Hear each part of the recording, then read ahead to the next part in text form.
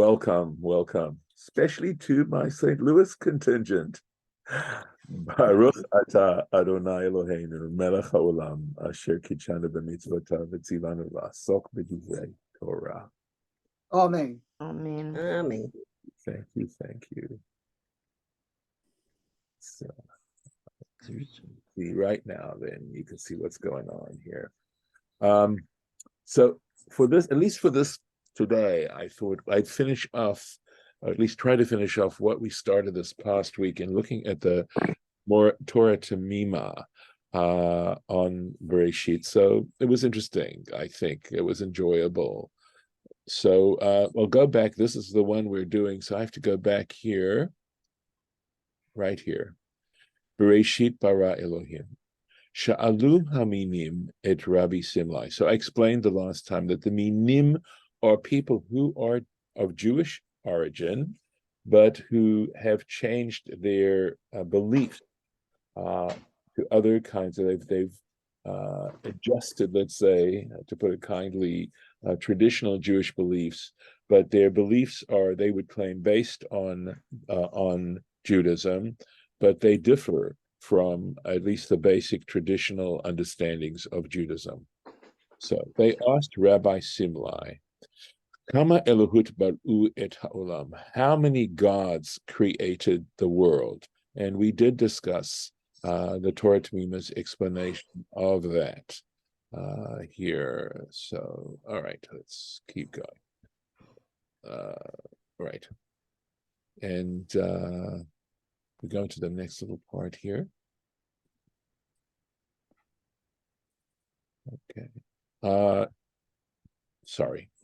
So, of course, the reason they're asking that would appear to be because Elohim is plural, right? So it would suggest a minimum of two. Amar lahim. So Rabbi Simlai said to them, Lechu ushalu et Adam harishon. Go and ask Adam. And of course, that on its face value, that's an impossibility. But what he's saying to them is, go and look at what is written regarding Adam. Shinemar, as it says in Deuteronomy, Kisha olna layamim harishonim. Inquire of the early days, lemin hayom asher bara Elohim, from the day which Elohim created Adam ha'aretz, Adam on the earth, or man on the earth. And of course, it's his bara Elohim, that's third person singular, right? So baru ein ketiv, it doesn't say baru, which would be the plural, if Elohim were in fact plural, ela bara, but it says bara, third person singular. Amrule, so they said to him, V'hakativ bereshit bara Elohim, but it still says bereshit bara Elohim, it says God created. Well, what we notice, of course, is that it also has bara, third person singular. But he says, Amar lahu, he said to them, V'chi baru ketiv, so he says to them the same answer, essentially. It says, does it say baru? Bara ketiv. It says bara ketiv. It says bara. So this is screaming out a need for interpretation. And what I'll do is basically he's saying, all right, we can review this a little bit. Ritzono lomar, what he wanted to say is, Heim sha'aluhu lama ketiv Elohim b'lashon rabim. Why does it say Elohim in plural? Dehayachid me Elohim hu Eloha. Because it should have said, if it was just one God, it should have said Eloha. That's the singular. V'heshiv lahem. So according to their mistake, in other words, if they were mistaken, then the verb should have been in the plural as well, and it wasn't. And because it says bara shmamina, we can conclude that there was only one ultimate cause, bivriat haolam, in the creation of the world. Umar dichtiv Elohim b'lashon rabim. We discussed this last time. Judith asked the question, so why does it say Elohim? You may remember it is typical of royalty to refer to itself in the plural. It is a cross-cultural convention to refer to majesty in the plural. Yes, Lauren. So my question, it might be merely grammatic and it might not be, but the question that you first quoted used the word Elohut Yes, and not Elohim. yes. Not, it didn't say how many gods like with a normal plural, and that made me think it was like a oneness plural, like godness, you Mm-hmm. know? Divinity, divinity. Yeah, how much divinity instead of how many gods is what I Mm. something like that because it said Elohut and not Elohim. So is there anything you can explain about that? Well, I'm trusting my vocalization, right? Because I think it could be Elohot, which would be a regular plural. Elohut, that ut ending would be a noun form. So such as divinity, you follow me? Reut, friendship. It's got to Right, do with that's why I those asked the kinds of things. question. Yeah. No, I think he's just I have to look back to where we looked at where did we see that? Forgive me. Was it back here in the It's quote the of the actual what he's quoting? it's the first thing you Yeah, said. yeah, yeah, yeah. So I no, And if it's Elohim, why would they change no. it to the feminine ending when we'd been saying Elohim the whole time? Isn't that interesting? Because I think the it is interesting because when we use the term Elohim, we do understand it as God, singular majesty, right? And Elohot is what it really should have been. I'm sorry if I pronounced it Elohut. It's not Elohot. So he does mean gods. Okay, and that is the feminine of gods. When we say Elohim, we only mean one God. And it is, you might say, a convention that we clarify by saying Elohim as opposed to Elohot. Gotcha. So, okay. So Elohim is God. Correct. Elohot, gods. Correct. Small g. Yes. God. Yes. Yes. But yeah, so thank you because I appreciate because if I pronounced it in a funny kind of way, you helped clarify that, Lauren, and I thank you for that. So finding where it was, yeah, Elohot. That would be a regular feminine plural ending. Okay. So let's get back into this now. See, we're down here, I believe. Right. Okay. So, right. Uh, so we said, what is actually going on here, right? And I think I need to go back here because I kind of caught it in the middle here. So I'm going to do the best I can, right? Ach eno mevuar. But he says it still isn't so clear. Shag. I think this is shagu, right? And this looks like by evaltam. Remember, I said I couldn't find a good translation of this. So that what the mistake they made in their foolishness, the sha'alo od, right? Or it could have been shanu, but regardless, I think this is ve'evil tam, something like that, or avla tam, avla. Regardless, has to do with foolishness or misjudgment or whatever. Lisha'alo od, to ask him again in other words, he's saying, wait a second, something doesn't make sense. Why did they push the question further? Because v'halok far yadu, didn't they already know mitzuvah hakodemet from his earlier answer, shegam kan yashiv lehem mikativ baru bara kativ? He would say the same thing. So why were they pushing the question from this verse? It doesn't make sense. He's saying, so he says, well, it could be that the problem they were having was in fact something that we have discussed before, which is this term bereshit, right? Which we know doesn't mean in the beginning. It means in the beginning of. Kamoshapi Rashi Khan, as Rashi explains, if you go back to that in that verse, he says, that if we're going to understand this as in the beginning, the Hebrew shouldn't have said Bereshit, it should have said Barishona. Barishona means in the beginning. It doesn't mean in the beginning of. Upiresh Rashi, and Rashi explains,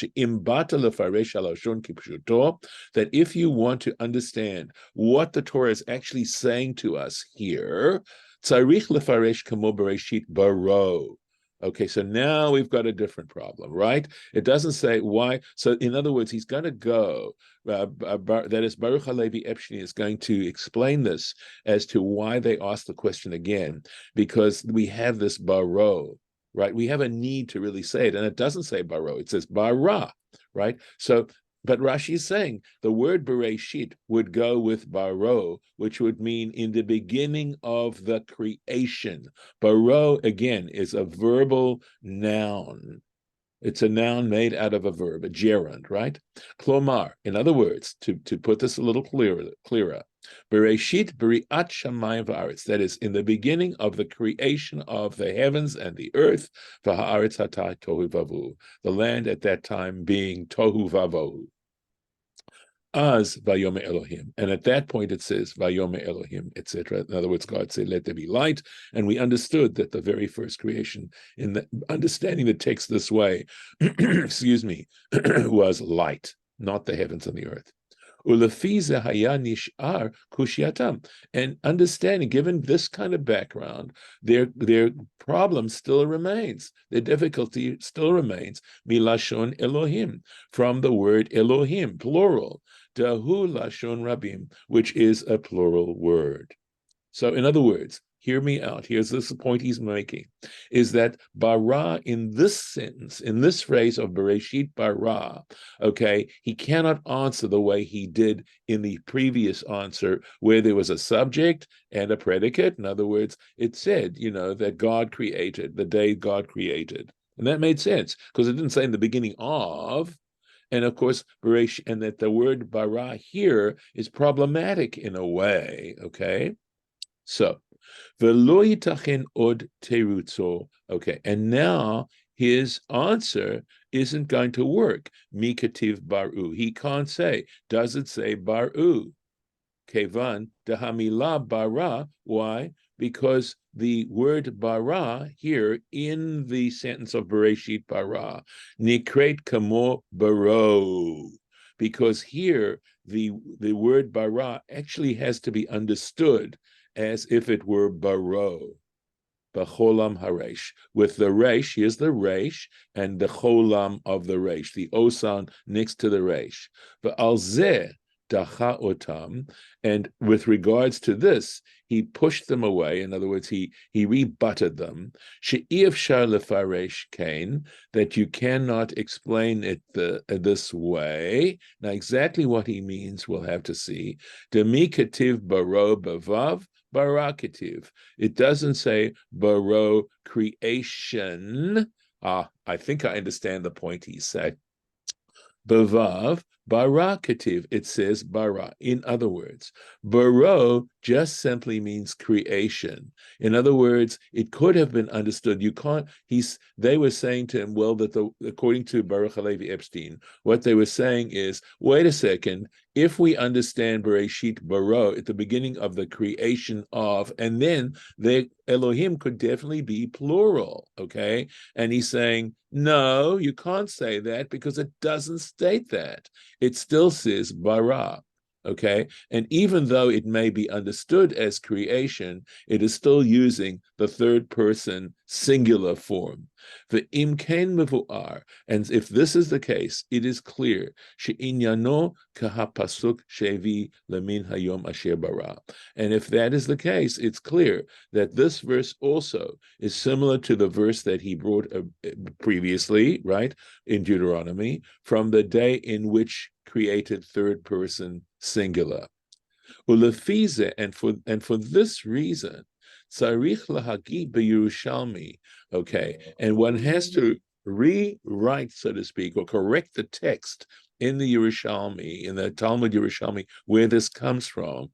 Bimkom mi kativ baru, instead of the Yerushalmi saying, does it say baru spelt that way? What it really should say in the Yerushalmi is mi kativ baro. Does it say in the Torah baro? It doesn't. So he's saying there was a misplaced vav. Baruch Halevi Epstein is saying that the text in the Yerushalmi needs to be amended. It has to be corrected.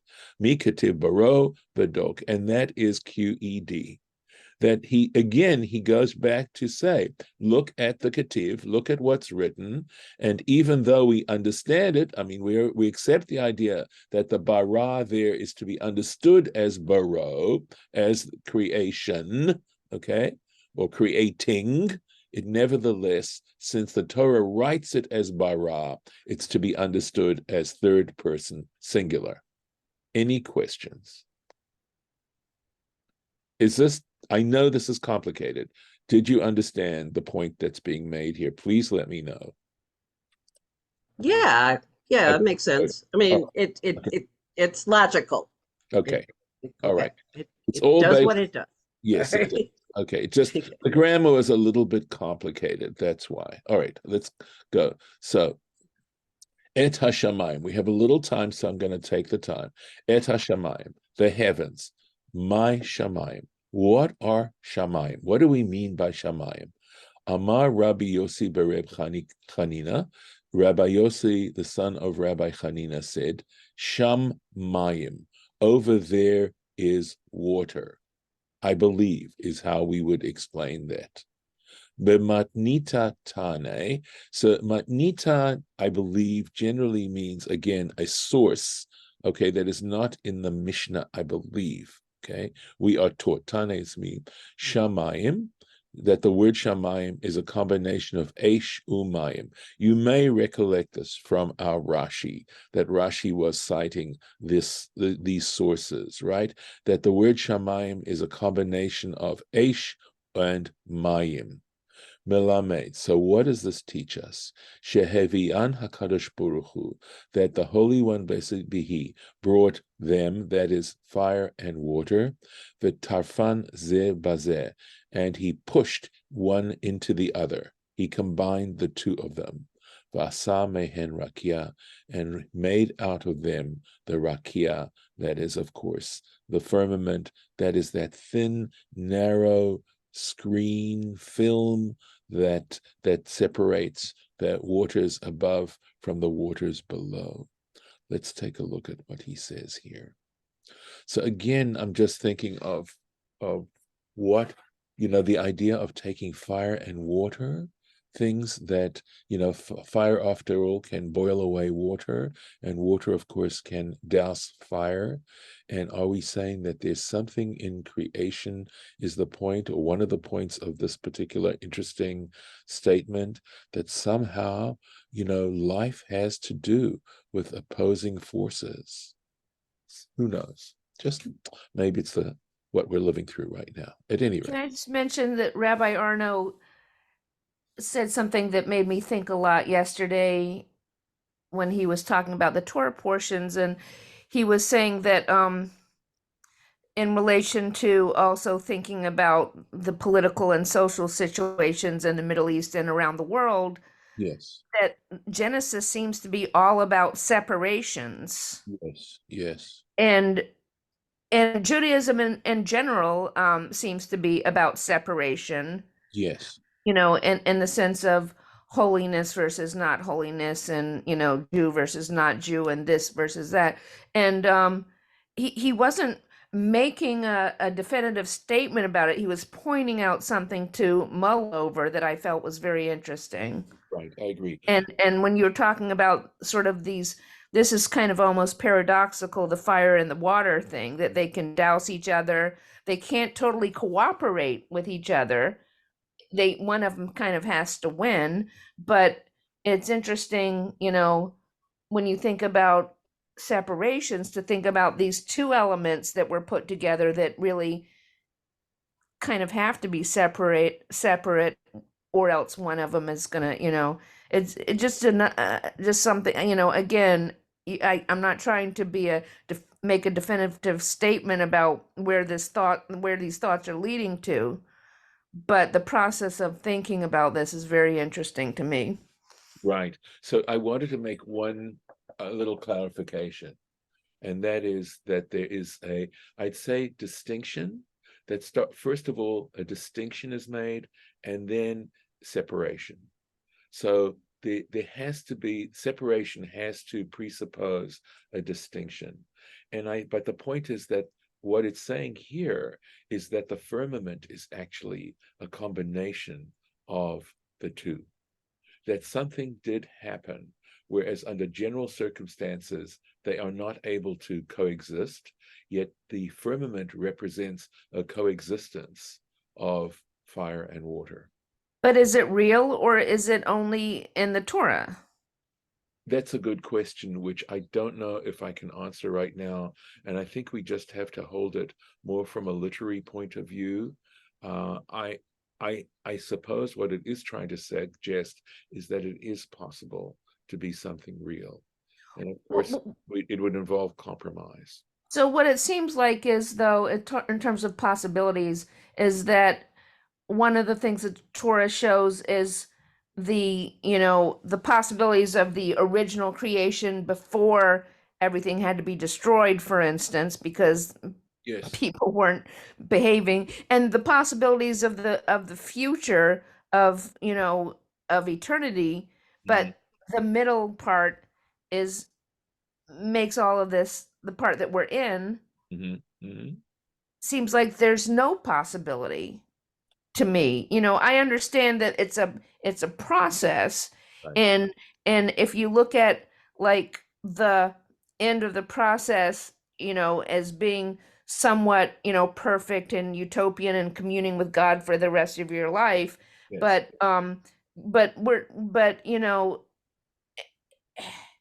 for the rest, I don't mean life, but for the rest of existence or whatever you want to call it, but actually, we're not all it here. It's not doesn't seem like there's any possibility to have any kind of peace, wholeness, perfection, getting along, lack of Yes. complete separation. Well, that we do talk about messianic time, right? So Yeah, messianic time, yes. So I mean, yeah, unfortunately we're running out of time at this point. We'll have to just leave this here. I'm not going to start the Torah Temimah section. I think maybe, so is it saying, we know so much has to do with our expectations, right, of life. And is the Torah saying that struggle is an essential part of human experience? That struggling in one way or another, we know that adversity, which immediately involves struggle, is something that's built into this particular existence of ours here. And just the last thing I would say is, that the fact that Abraham has 10 tests, right? That life is a test, that going through life involves being tested. And that is, you could say that is one purpose. That's what gives us purpose. It's absolutely true that without adversity, you don't appreciate or grow. Correct. And what is life without appreciation or growth? I agree. By the way, and of course, I discovered somewhat late in my life that the secret of joy is appreciation. That discovering appreciation was one of the greatest discoveries I ever made in terms of learning how to, it's a total way of looking at life. It's tough. And don't forget, we're talking about water. Yes. And water has 3 stages. It can be a solid, a liquid, or a gas. And if you put water and fire together, you get a gas. True, but I think here they're talking more but with the firmament idea and and the earth, fire, air, and water sort of ideas of mixing all those things together, and what do you get when you put 2 together, 3 together, whatever. So yeah, as I said, I was interrupting you, Golda, but it seems to me like it's more like a jelly that what we're looking the firmament. Yes. Well, yeah. So you got to add a little bit of earth to it, I guess. It's gonna have to packed in a little sugar. No. Yeah. Okay. I'm gonna stop the recording on that sweet note. Okay. All right. Bye-bye.